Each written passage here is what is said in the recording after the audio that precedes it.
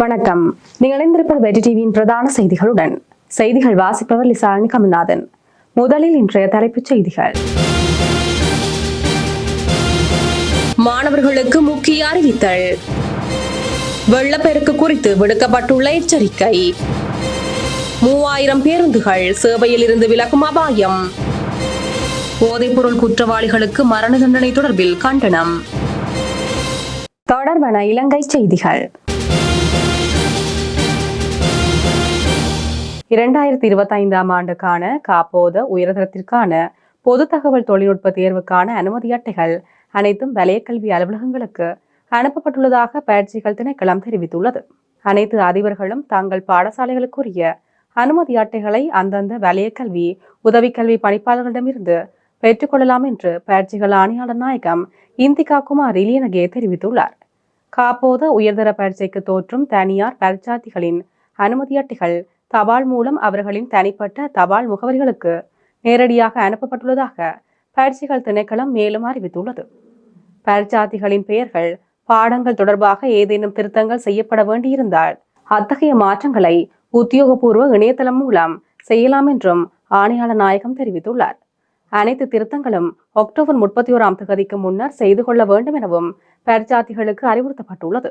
2025ஆம் ஆண்டுக்கான காப்போத உயர்தர பரீட்சை நவம்பர் 10ஆம் தேதி முதல் டிசம்பர் 5ஆம் தேதி வரை நாடு முழுவதிலும் உள்ள 2362 தேர்வு நிலையங்களில் நடைபெறும்.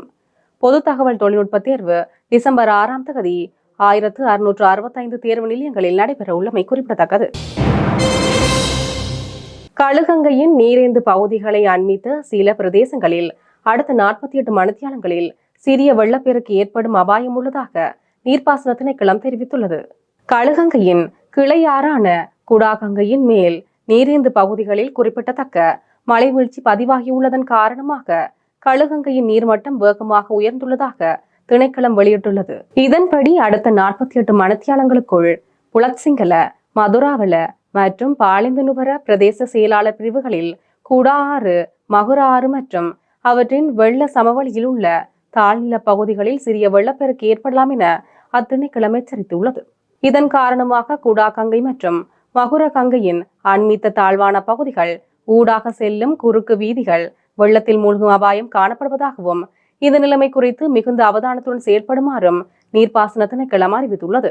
குறித்த பிரதேசங்களில் வசிக்கும் பொதுமக்களும் அந்த பிரதேசங்கள் ஊடாக பயணிக்கும் வாகன ஓட்டுநர்களும் மிக விழிப்புடன் இருக்குமாறும் அத்திணைக்களம் கோரிக்கை விடுத்துள்ளது. அரசாங்கத்தின் திட்டமிடப்படாத வாகன இறக்குமதியால் அடுத்த ஆண்டுக்குள் சுமார் 3000 குறுகிய தூர பேருந்துகள் சேவையில் இருந்து விலகும் அபாயம் உருவாகியுள்ளது என இலங்கை தனியார் பேருந்து உரிமையாளர்கள் சங்கத்தின் தலைவர் ஹெமுனு விஜயரத்ன எச்சரித்துள்ளார்.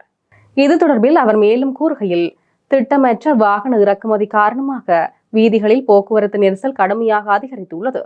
இதனால் பேருந்துகளின் எரிபொருள் செலவுகளும் உயர்ந்துள்ளதுடன் தினசரி இயக்கப்படும் பயணிகளின் எண்ணிக்கையும் கணிசமாக குறைந்துள்ளது. இந்த நிலையால் பல பேருந்து உரிமையாளர்கள் தொழிலில் இருந்து விலகும் நிலை உருவாகி வருவதாகவும் அவர் தெரிவித்துள்ளார். அவர் மேலும் எச்சரித்ததாவது, இந்நிலை தொடர்ந்தால் பொதுமக்கள் போக்குவரத்து சேவையில் கடும் பாதிப்பு ஏற்படும் அபாயம் உள்ளதாகவும் அரசாங்கம் உடனடி நடவடிக்கைகள் எடுக்க வேண்டும் எனவும் வலியுறுத்தியுள்ளார். போதைப்பொருள் குற்றவாளிகளுக்கு மரண தண்டனை வழங்க வேண்டும் என்று சிறைச்சாலை ஆணையாளர் ஜகத் வீரசிங்க சமீபத்தில் கூறியதை சிறை கைதிகளின் உரிமைகளை பாதுகாக்கும் குழு கடுமையாக கண்டித்துள்ளது. அத்தோடு இலங்கை சிறைச்சாலைகளில் நிலவும் நெரிசலை இத்தகைய நடவடிக்கைகள் தீர்க்காது என்றும் கூறியுள்ளது. இது தொடர்பில் ஊடகங்களுக்கு கருத்து தெரிவித்த சிறை கைதிகளின் உரிமைகளை பாதுகாக்கும் குழுவை பிரதிநிதித்துவப்படுத்தும் வழக்கறிஞர் சேனக பெரேரா, மரண தண்டனையை அமுல்படுத்த மாட்டோம் என்ற அரசாங்கத்தின் நிலைப்பாடு உறுதியாக உள்ளது. அத்துடன் போதைப் பொருள்கள் தொடர்பான குற்றங்களுக்கு மரண தண்டனையை அமுல்படுத்த பரிந்துரைத்த ஆணையாளர் ஜகத் வீரசிங்கவின் கருத்துக்கள் குறித்து அவர் கவலை வெளியிட்டுள்ளார். சிறைச்சாலை ஆணையாளர் அரசின் கொள்கைகளுக்கு மாறாக கருத்து தெரிவிப்பது கவலைக்குரியது. மரண தண்டனையை ஆதரிக்கும் ஒருவர் நீதியை நிலைநாட்டவோ கைதிகளை மறுசீரமைக்கவோ முடியாது. மேலும் தற்போது நாட்டின் சிறைகளில் 36,000க்கும் மேற்பட்ட கைதிகள் இருப்பதாகவும் அதில் சுமார் 10,500 பேர் மட்டுமே இருக்க முடியும் என்பதையும் அவர் சுட்டிக்காட்டினார். குற்றச் செயல்கள் சமூக மற்றும் பொருளாதார சமத்துவ இன்மையிலிருந்தே உருவாகின்றன. குற்றத்தின் மூல காரணங்களை தீர்க்காமல் சமூகத்தை சீர் செய்ய முடியாது. தண்டனைக்கு பதிலாக மறுசீரமைப்பே முக்கியம் என சேனக பெரேரா மேலும் வலியுறுத்தியுள்ளார். கைதிகளும் மனிதர்களே என்ற கோட்பாடு வெறும் சொல்லாகவே இருக்கிறது.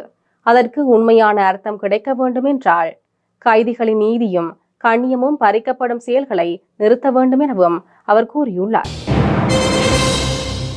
யாழ்ப்பாணம் தென்மராட்சி கச்சாய் துறைமுக பகுதியில் நேற்றிரவு 7:30 மணியளவில் போலீசார் மேற்கொண்ட துப்பாக்கிச் சூட்டு சம்பவத்தில் இளைஞர் ஒருவர் படுகாயமடைந்துள்ளார். மாணிக்க வாசகர் மதுஷன் என்ற 18 வயது இளைஞனே இவ்வாறு படுகாயமடைந்துள்ளார். சம்பவம் தொடர்பாக மேலும் தெரிய வருகையில், தென்மராட்சி கெட்போலி பகுதியில் சட்டவிரோதமாக அகழப்பட்ட மணலை ஏற்றிக்கொண்டு சென்ற உளவு இயந்திரத்தை கச்சாய் துறைமுக போலீசார் இடைமறித்த போது இயந்திரம் போலீசாரின் கட்டளையை மீறி சென்றுள்ளது. இதையடுத்து போலீசார் இயந்திரத்தின் மீது துப்பாக்கிச்சூடு நடத்தியதில் சாரதி படுகாயமடைந்துள்ளார். குறித்த இளைஞர் சாவகச்சேரி ஆதார வைத்தியசாலையில் அனுமதிக்கப்பட்டு பின்னர் மேலதிக சிகிச்சைகளுக்காக யாழ்ப்பாணம் போதனா வைத்தியசாலைக்கு மாற்றப்பட்டுள்ளார். கொடிகாமத்தில் கிணறு ஒன்று தோண்டப்பட்டு வருவதாகவும் அங்கு சேர்ந்த மண்ணை அருகில் உள்ள கடை ஒன்றின் முன்பாக வெள்ள நீர் தேங்கி நிற்பதனால் அவ்விடத்தில் அதனை கொட்டுவதற்காக உளவு இயந்திரத்தில் ஏற்றி வந்து அந்த மணலை பறித்துக் கொண்டிருந்த வேளையே கடற்கரையில் நின்று போலீசார் இளைஞன் மீது துப்பாக்கி பிரயோகம் மேற்கொண்டுள்ளனர். அதேவேளை இளைஞனின் தந்தை 1 மாத காலத்திற்கு முன்பாக நோய்வாய்ப்பட்டு இறந்ததாகவும் இளைஞனை உழைத்து தனது குடும்பத்தினை பார்த்து வருவதாகவும் தெரிவித்துள்ளனர். போலீசார் அவ்விடத்தில் துப்பாக்கி பிரயோகம் மேற்கொள்ள வேண்டிய தேவையில்லை, சந்தேகமெனில் அருகில் வந்து விசாரணை செய்திருக்கலாம். தற்போது போலீசார் கூறுகின்றனர், உளவு இயந்திரத்தில் தப்பிச் செல்ல முற்பட்டவர் மீது துப்பாக்கி பிரயோகம் செய்தோம் என.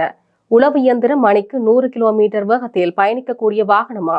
அதில் மணலை ஏற்றியவாறு தப்பியோட முடியுமா? போலீசார் இலகுவாக துரத்தி பிடித்து விடுவார்கள். ஆனால் அதனை செய்யாது கிணறு வெட்டிய களிமண்ணை பறித்து கொண்டு இருந்த உளவு இயந்திரம் மீதே சரமாரியாக துப்பாக்கி பிரயோகம் மேற்கொண்டிருக்கிறார்கள்.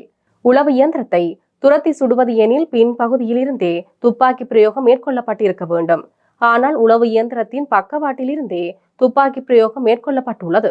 உளவு இயந்திரத்தின் சில்லுகளில் பக்கவாட்டில் இருந்து துப்பாக்கி பிரயோகம் மேற்கொண்ட அடையாளங்கள் காணப்படுகின்றன.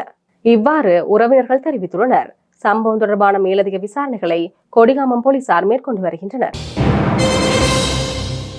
வயோதிப பெண் ஒருவர் பாலியல் வன்புணர்வு செய்யப்பட்டு முகத்தில் மிளகாய் தூள் தூவி கழுத்து நெரித்து கொலை செய்யப்பட்ட ஒரு துயர் சம்பவம் மினுவாங்கொடை பிரதேசத்தில் பதிவாகியுள்ளது. இவ்வாறு கொலை செய்யப்பட்டவர் மினுவாங்கொடை ஜட்டியன பிரதேசத்தில் வசிக்கும் 71 வயதுடைய பெண் என அடையாளம் காணப்பட்டுள்ளார். அந்த பெண்ணின் கணவர் 2 வருடங்களுக்கு முன்னர் உயிரிழந்துள்ளார்.